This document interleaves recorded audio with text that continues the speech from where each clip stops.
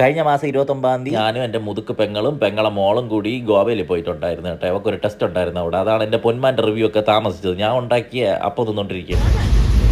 എറണാകുളം നോർത്തിൽ വന്നിറങ്ങി അവിടെ നിന്ന് നേരെ സൗത്തിലോട്ട് ഒരു ഊബർ വിളിച്ച് വന്ന് ഇവിടെ എത്തി വെയിറ്റിംഗ് ഏരിയയിൽ പോയി ഒന്ന് റെസ്റ്റ് എടുക്കാമെന്ന് വിചാരിച്ചപ്പോഴേക്കും അവിടെ ഹൗസ് ഫുള്ള്. അവസാനം ഇനി വരാന്തയിൽ കിടന്ന് ഉറങ്ങേണ്ടി വരും 5 മണി വരെ. ഇപ്പം മണി 2 മണി.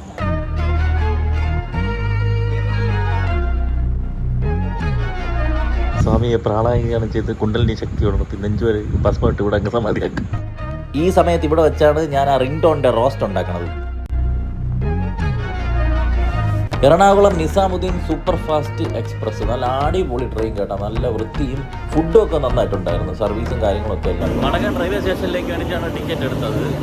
ഇവിടെ എത്താറായപ്പോഴാണ് നമ്മൾ അറിഞ്ഞത് കർമാലി എന്നുള്ള സ്ഥലത്തിൻ്റെ അടുത്താണ് നമുക്ക് പോകാതെ. അതുകൊണ്ട് UTS ആപ്പ് വഴി സെക്കൻഡ് ക്ലാസ് ടിക്കറ്റ് അടുത്ത സ്റ്റോപ്പ് അതുവഴി എടുത്തിട്ട് അടുത്ത ലോക്കൽ കമ്പാർട്ട്മെൻറ്റിലോട്ട് കയറും. കർമാലി കർമാലി നീ എവിടെ കർമ്മം എവിടെ പോകണമെന്ന് അറിഞ്ഞുകൂടാ. ഇമ്പീരിയൽ ഗോവ കർമാലിയിൽ നിന്ന് റിക്ഷ പിടിച്ച് വന്ന് മണി 8 മണിയായി. നമ്മൾ ബുക്ക് ചെയ്ത് വെച്ചിരുന്ന റൂം മേക്ക് മൈ ട്രിപ്പ് വരമരത്താച്ച്. അതുകൊണ്ട് ഇവിടെ കണ്ണി കണ്ട ഒരു റൂം എടുത്ത് ഫുഡിന് വേണ്ടി അലയുകയാണ്. ഇത് ഓൾഡ് ഗോവയിലാണ് വന്നത്. നമ്മൾ മറ്റേ റെയിൽവേ സ്റ്റേഷനിൽ ഇറങ്ങിയിട്ട് പ്രീപെയ്ഡ് കൗണ്ടറിൽ പോയപ്പോഴേക്കും അവൻ പറഞ്ഞ് അവൻ സ്ലിപ്പൊന്നും എഴുതുന്നില്ല, 300 രൂപയാവുമെന്ന് പറഞ്ഞു. നോക്കി 3.5 കിലോമീറ്ററേ ഉള്ളൂ, 300 രൂപയെന്ന് 300 രൂപയാവുമെന്നാണ് പറഞ്ഞത്. എന്നിട്ട് ഇവിടെ വന്നിട്ട് അവ റൂം കാണിച്ചു തന്നിട്ട് 400 രൂപ വാങ്ങിച്ചുകൊണ്ട് പോയി. ഞാൻ പിന്നെ അന്വേഷിച്ചപ്പോൾ ഗോവയിൽ മൊത്തം ഇങ്ങനെ ഈ വണ്ടി ഇതുപോലെ എടുത്തു കഴിഞ്ഞാൽ ടാപ്പാണ്, റെൻറ്റിന് എടുക്കുന്നതാണ് നല്ലതെന്ന് പറഞ്ഞുകൊണ്ട്. മെയിൻ പ്രശ്നം ഹിന്ദി കറക്റ്റായിട്ട് അറിഞ്ഞൂടാ. ഇവന്മാർക്ക് ഇംഗ്ലീഷും കറക്റ്റായിട്ട് അറിഞ്ഞൂടാ. ഇതാണ് പ്രശ്നം. പിന്നെ അവന്മാർ ഭയങ്കര ടാപ്പ് കേട്ടോടെ. അവന്മാർ വന്ന് നിന്നിട്ട് നമ്മൾ ടാക്സി റിക്ഷ എന്ന് പറയും. അത് ഓട്ടോയാണോ കാറാണോ എന്ന് അറിഞ്ഞൂടാത്ത 2 ഘട്ടം ഒരു സാധനമാണ്. ഞാൻ എവിടെയെങ്കിലും കാർഡേ കാണിച്ചു തരാം. അതിൽ ഒരു 3.5 കിലോമീറ്റർ വരാൻ വേണ്ടിയിട്ട് 300 രൂപയൊക്കെയാണ് വാങ്ങിക്കണം. 300-400 രൂപ. അവസാനം ഞാൻ ഒരു റെൻ്റ് കാറിനെടുത്ത് അങ്ങനെ ഒരു അതിൻ്റെ കൊടുത്ത് 1500 രൂപയാണ് ഒരു ദിവസത്തേക്ക്. ഇത് ഇമ്പീരിയൽ ഗോവ എന്ന് പറയുന്ന സ്ഥലമാണ്. ഇവിടെയാണ് നമ്മൾ സ്റ്റേ ചെയ്തിരുന്നത്. അവർ ടെസ്റ്റ് എഴുതാൻ പോയി, ഞാൻ എവിടെയെങ്കിലുമൊക്കെ കറങ്ങിയിട്ട് വരാമെന്ന് വിചാരിക്കും. ഇവിടെ നല്ല ലക്ഷറിയസ് ആയിട്ടുള്ള ഹോട്ടലുണ്ട്. അവിടെ അല്ല, രാത്രിക്ക് ലൈറ്റ് ഇട്ട് നല്ല രസമാണ് ഇവിടെ. ഇവിടെ നിയർ ബൈ ആയിട്ട് വേറെ സ്ഥലങ്ങളൊന്നുമില്ല അധികം. പിന്നെ മറ്റേ സെൻറ്റ് ഫ്രാൻസിസ് ചർച്ച് ഇതിൻ്റെ അടുത്താണ്. എനിക്കങ്ങനെ പ്രത്യേകിച്ച് ഇന്ന സ്ഥലം കാണണമെന്നുള്ള യാതൊരു പ്ലാനും യാതൊരു ധാരണയില്ല. ഞാനിങ്ങനെ ഗൂഗിൾ മാപ്സിൽ അടിച്ചിട്ട് ടൂറിസ്റ്റ് പ്ലേസസ് നിയർ മീ ഏതാണ് ഉള്ളത് എന്ന് നോക്കിയിട്ട് കണ്ടിട്ട് കൊള്ളാൻ തോന്നുന്ന സാധനങ്ങളിൽ മാത്രമാണ് ഞാനിന്ന് പോകാൻ നോക്കുന്നത്. സമയം വളരെ കുറവാണ്, ഒരുപാട് സ്ഥലമൊന്നും എക്സ്പ്ലോർ ചെയ്യാൻ പറ്റില്ല. ഞാൻ ആദ്യം പോയത് നല്ല സമാധാനമുള്ള ശാന്തമായിട്ടുള്ള ഒരു സ്ഥലത്താണ്. സെൻറ്റ് അഗസ്റ്റിൻ ടവർ എന്ന് പറയും. അത് പണ്ടൊരു പള്ളിയായിരുന്നു. 1572 അഗസ്റ്റീനിയൻസ് സ്ഥാപിച്ച ഒരു പള്ളിയായിരുന്നു ഇത്. ഇതിൽ 4 ഗോപുരങ്ങളുണ്ടായിരുന്നു. അതിൽ ഒരു ഗോപുരം മാത്രമാണ് ഇപ്പം ബാക്കിയുള്ളത്. ഇതാണ് ആ ഗോപുരം. ബാക്കിയെല്ലാം തകർന്നു പോയി. വളരെ ഹിസ്റ്റോറിക്കലായിട്ടുള്ള ഒരു പ്ലേസാണ്. അധികം ആരും പോകാറില്ല. എല്ലാവരും ബീച്ച് സൈഡിലോട്ട് പോകുമ്പം ഇങ്ങനത്തെ കാര്യങ്ങൾ വിട്ടുപോകുന്നു. ഈ സ്ഥലം ഏതൊക്കെയോ സിനിമയിൽ കണ്ടായിട്ട് എനിക്ക് ഓർമ്മയുണ്ട്. ഇവിടെ കയറാൻ വേണ്ടിയിട്ട് പ്രത്യേകിച്ച് പൈസ ഫീ ഒന്നുമില്ല. പക്ഷേ അവർ വീഡിയോ ഫോട്ടോ എടുക്കുമ്പോൾ സെൽഫി സ്റ്റിക്ക് ഉപയോഗിക്കരുതെന്ന് പറഞ്ഞ്, അല്ലാതെ വേണമെങ്കിൽ ഉപയോഗിക്കാമെന്ന്. അതെന്ത് ലോജിക്കാണെന്ന് എനിക്ക് മനസ്സിലാവില്ല. എന്തായാലും ഇത് 46 മീറ്ററാണ് ഇത് ഈ ഗോപുരത്തിൻ്റെ ഉയരം. ഇപ്പോഴും അത് വീഴാതെ ഇങ്ങനെ പിടിച്ചിരിക്കുന്നുണ്ട്. പക്ഷേ കാലക്രമേണ ക്ഷയം സംഭവിച്ചിരിക്കുന്നത് നമുക്ക് കാണാനുണ്ട്. ഇവിടെ ഞാൻ ആദ്യം പറഞ്ഞില്ലേ, ഭയങ്കര സൈലൻസ് ആണ് കേട്ടോ ഇവിടെ. ഗോവ എന്ന് പറയുമ്പോൾ മൊത്തത്തിൽ ക്രൗഡഡ് ആയിട്ടുള്ള ഒരു ബഹളമൊക്കെ നമ്മൾ വിചാരിക്കില്ല. ഇവിടെ അങ്ങനെ ഒന്നുമില്ല. ഇവിടെ നല്ല ഏകാന്തതയായിട്ടുള്ള ഒരു സ്ഥലം. കൊള്ളാം, ഇഷ്ടപ്പെട്ടു. ചരിത്രമൊക്കെ നോക്കിക്കഴിഞ്ഞാൽ ഇതിന് ഫാസിസത്തിൻ്റെ മറ്റൊരു തിരുശേഷിപ്പായിട്ട് വേണമെങ്കിലും വിശേഷിപ്പിക്കാം. കാരണം ഈ ഗോവയിൽ പോർച്ചുഗീസ് സർക്കാർ വന്നതിന് ശേഷം അവന്മാരുടെ ഈ അടിച്ചമർത്തൽ കാരണം ഗോവയിലെ കുറേ മതവിഭാഗങ്ങളൊക്കെ ഇവിടുന്ന് ഒഴിഞ്ഞുപോയി. അങ്ങനെ ഇവർ ഒഴിഞ്ഞു പോയത് കൊണ്ടാണ് ഈ പള്ളി ഉപേക്ഷിക്കപ്പെട്ടത്. 1835 പള്ളി ഉപേക്ഷിച്ച്. നോക്കടേ എത്ര വർഷം മുമ്പ് ഉണ്ടാക്കിയ സ്ഥലത്താണ് ഞാൻ നിൽക്കണേ എന്നുള്ളത്.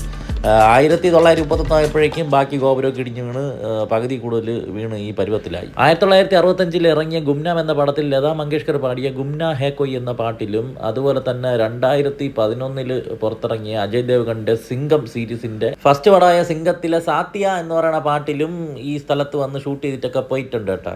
ഇതിൻ്റെ തൊട്ടടുത്തുള്ള സ്ഥലമാണ് സെയിൻറ്റ് മോണിക്കയുടെ കോൺവെൻറ്റും ചാപ്പലും. ഇത് 1606 ജൂലൈ 2 കൺസ്ട്രക്ട് ചെയ്തതാണ് ഈ കോൺവെൻറ്റ്. 21 വർഷം എടുത്തു ഇതൊന്ന് പണി പൂർത്തിയായി. 1627. പക്ഷേ 9 വർഷം കഴിഞ്ഞ് ഈ തീപിടുത്തത്തിൽ ഈ കോൺവെൻറ്റ് കംപ്ലീറ്റ് ആയിട്ട് പോവുകയും പിന്നെ വീണ്ടും അത് റീകൺസ്ട്രക്ട് ചെയ്തെടുക്കുകയും ചെയ്തതാണ്. ഇത് കിഴക്കൻ ഏഷ്യയിലെ ഏറ്റവും പഴക്കം ചെന്നതും ഏറ്റവും വലുതുമായിട്ടുള്ള കോൺവെൻ്റ് ആയിട്ടാണ് പറയപ്പെടുന്നത്. ഇതിൻ്റെ പ്രധാന ആൾത്താര സാന്റാ മോണിക്കയുടെയാണ്, അതായത് സെയിൻറ്റ് അഗസ്റ്റിൻ്റെ അമ്മ. 1954 ഇത് പോർച്ചുഗീസുകാരുടെ കീഴിലായി. പിന്നെ 1962 ഇന്ത്യൻ ആർമിയുടെ കീഴിലായി. അതിനുശേഷം 1968 പള്ളിക്ക് തിരിച്ചു കൊടുത്തു. വടക്കൻ ഗോവ മൊത്തം ബീച്ചുകളും പാർട്ടികളും പരിപാടികളൊക്കെ ആണെങ്കിൽ, നമ്മുടെ ഓൾഡ് ഗോവ ഇരിക്കുന്ന ഈ സദേൺ സ്ഥലത്തല്ലേ ഇതുപോലെ ആത്മീയമായിട്ടുള്ള സ്ഥലങ്ങളാണ്. ഒരുപാട് പള്ളികൾ, സെൻറ്റ് ഫ്രാൻസിസ് ചർച്ച്, അങ്ങനെ ഒരുപാട് സ്ഥലങ്ങൾ ഇതിൻ്റെ പരിസരത്ത് തന്നെ ഉണ്ട്. ഇത് പഴയ കൺസ്ട്രക്ഷൻ അതുപോലെ നിലനിർത്തി അതിലെ പുട്ടിയും പെയിൻറ്റും ഒക്കെ അടിച്ച് പുതുക്കി വെച്ചിങ്ങനെയാണെന്ന് എനിക്ക് തോന്നുന്നത്. പഴയ ചുമരൊന്നും ഇങ്ങനെ ആയിരിക്കില്ല. പഴയ കോൺവെൻറ്റിൻ്റെയൊക്കെ ഒരു ഭാഗം ഇപ്പോൾ മ്യൂസിയം ഓഫ് ക്രിസ്ത്യൻ ആർട്സ് ആണ്. 100 രൂപയുടെ ടിക്കറ്റ്. 1994 കൺസ്ട്രക്ട് ചെയ്തിരിക്കുന്നത്. ആദ്യം 19, 20 നൂറ്റാണ്ടുകളിൽ ടെക്സ്റ്റൈൽസ് കാണാം. ഇതിൻ്റെ നൂലൊക്കെ സ്വർണ്ണ നൂല് വെച്ചിട്ടാണ് എംബ്രോയ്ഡറി ചെയ്തിരിക്കുന്നത്. ഇത് ഇന്ത്യക്കാർ തുന്നിക്കൊടുത്ത ഉടുപ്പാണ്. കണ്ട പൈനാപ്പിളിൻ്റെ മോഡലിലൊക്കെയാണ് ചെയ്തു വെച്ചിരിക്കുന്നത്. പഴയ പ്രീസ്റ്റുകൾ പ്രാർത്ഥിക്കാൻ വേണ്ടി ഓരോ സ്ഥലത്തായിട്ട് ട്രാവൽ ചെയ്യുമ്പോൾ കൂടെ കൊണ്ടുപോകണ ഒരു കിറ്റാണിത്. ഫുൾ സെറ്റിനകത്താണ്. അന്ധകാലത്ത് പ്രിൻ്റ് ചെയ്ത ഒരു ബൈബിള്. ഒറ്റത്തടിയിലും മറ്റുമായിട്ടൊക്കെ ഉണ്ടാക്കിയെടുത്ത ഒരുപാട് ആർട്ട് വർക്കുകൾ നമുക്കിവിടെ കാണാൻ സാധിക്കും. അതുപോലെ ഒരുപാട് സാധനം പഴയ കാലഘട്ടത്തിൽ അവരുടെ ഒരു കരവിരുതുകൾ. നമ്മളിപ്പോൾ കല്യാണത്തിന് പോകുമ്പോൾ ഫാൻസി ഷോപ്പിൽ നിന്നൊക്കെ ഓരോന്ന് വാങ്ങിച്ചുകൊണ്ട് പോയിഞ്ഞുകൊണ്ട് കൊടുക്കില്ല, അതുപോലെ പണ്ട് കൊടുത്തുകൊണ്ടിരുന്ന ഗിഫ്റ്റുകളായിരിക്കും ഇതൊക്കെ. എൻ്റെ സൈഡിൽ ആരാണ് എന്താണെന്നുള്ളതൊക്കെ ചെറുതായിട്ടൊക്കെ എഴുതി വെച്ചിട്ടൊക്കെ ഉണ്ട് കേട്ടോ. അതുപോലെ സ്വർണ്ണത്തിൽ, വെള്ളിയിൽ, ഗിൽറ്റ് സിൽവറിലൊക്കെ ഉണ്ടാക്കിയിരിക്കുന്ന ഒരുപാട് ഒബ്ജക്ട്സുകൾ നമുക്കിവിടെ കാണാൻ സാധിക്കും.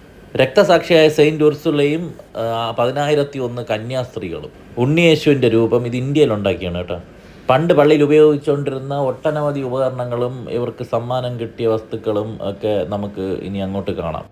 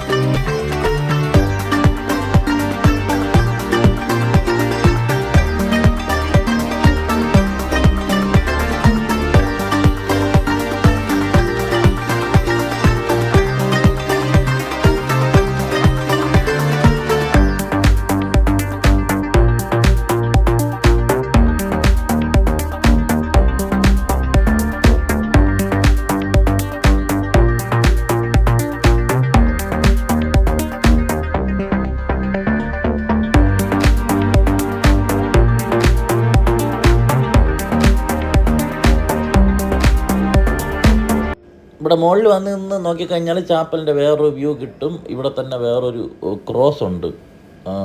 മ്യൂസിയം മൊത്തം കാണാം ഇവിടെ നിന്നുകൊണ്ട്. ഞാൻ വെറുതെ 100 രൂപ പോയി പഴയ കുറേ സാധനം കണ്ടിട്ട് വരാമെന്ന് പറഞ്ഞിട്ടുള്ള സെറ്റപ്പിലാണ് വന്നത്. പക്ഷേ ഇവിടെ വന്നതായി ഇവിടെ നിൽക്കുമ്പം, ഇതിൻ്റെ മണ്ടയിലാണ് ഞാൻ നിൽക്കുന്നത്. എൻ്റെ മണ്ടയിൽ നിൽക്കുമ്പം ഇവിടെ ഒരു മ്യൂസിക്കും കൂടി ഇങ്ങനെ മൊത്തത്തിൽ റണ്ണാവുന്നുണ്ട്. അപ്പോൾ ഇത് മൊത്തത്തിലൊരു പഴയ കാലഘട്ടത്തിലോട്ട് പോയ ഇതൊക്കെ കാണുമ്പോഴേ ഒരു ഫീലാണ് കേട്ടോ. ഞാൻ തള്ളണമല്ല, നിങ്ങൾ വന്നാൽ നിങ്ങൾക്ക് ഫീൽ ചെയ്യാൻ പറ്റും. കണ്ടാ സൗണ്ട് എങ്ങനെയുണ്ട്? ഇതെല്ലാം കൂടി ആകുമ്പം ഇപ്പം നമ്മളൊരു പഴയ കാലഘട്ടം, നമ്മൾ പണ്ടത്തെ ഈ പോർച്ചുഗീസ് സിനിമകളൊക്കെ കണ്ടിട്ടില്ലേ? നമ്മൾ ഈ പണ്ടത്തെ ഈ പോർച്ചുഗീസ് സിനിമകളൊക്കെ കാണുന്ന അവിടെയൊക്കെ നിൽക്കും പോലത്തെ ഒരു ഫീല്. ഇനി താഴെ മൂട്ടിലോട്ട് ഇറങ്ങാം. ഇനി അവിടെ കുറേ ഒബ്ജക്ട്സുകൾ ബാക്കിയുണ്ട് കാണാൻ.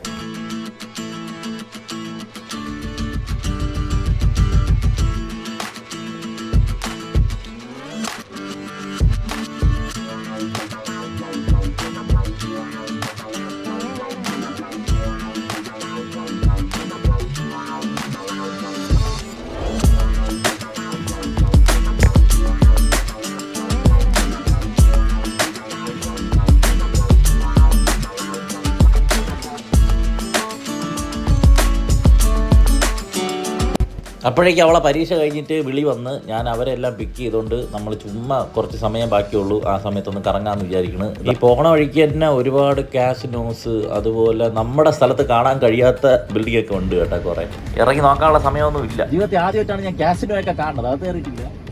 പിന്നെ ഞാൻ ഇത്രയും ദൂരം കേരളത്തിൽ നിന്ന് വന്നിട്ടില്ല കേട്ടോ. ഏറ്റവും കൂടുതൽ ഞാൻ ദൂരം പോയിട്ടുള്ള സ്ഥലമാണ് ഗോവ.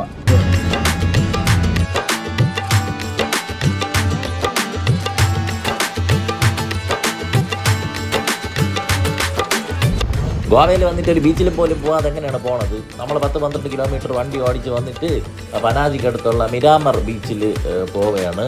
മിയാമി ബീച്ച് അതല്ല, മിരാമർ ബീച്ച്. നട്ടുച്ചയ്ക്ക് പ്ലാച്ച് വെയിലടിക്കുന്ന സമയത്ത് എന്ത് ഭ്രാന്തിനാണോ എന്തോ ബീച്ചിൽ പോണത്.